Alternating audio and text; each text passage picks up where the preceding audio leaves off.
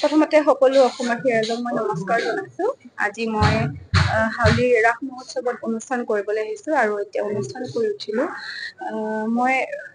আমি কোনোৱে নাজানো জুবিনদাৰ মৃত্যু কেনেদৰে হ'ল। আমি যিখিনি ভিডিঅ' দেখিছো ফেচবুক হওক আৰু যিমানখিনি নিউজ ওলাইছে, মানে সকলোবিলাক কিছুমান মানে বেলেগ বেলেগ, ইয়াৰ লগত এইটো নিমিলে, ইয়াৰ লগত এইটো নিমিলে। ত' আমি কোনেও ভালদৰে এতিয়ালৈকে গম পোৱা নাই।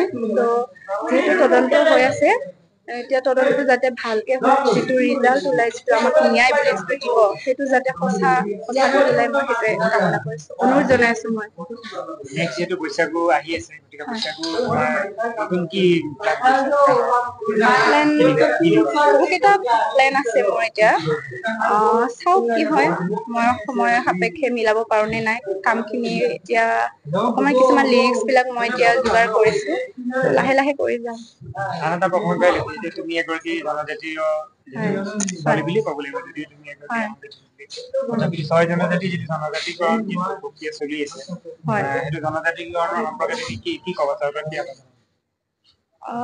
বাৰু ইয়াৰ বিষয়ে মই এতিয়া একো কমেন্ট নকৰো, কাৰণ এইটো অকণমান বেলেগ বিষয় যিহেতু, আৰু অকণ বিতৰ্কিত বিষয়। তো এতিয়া বাৰু মই ইয়াৰ বিষয়ে একো নকৰো।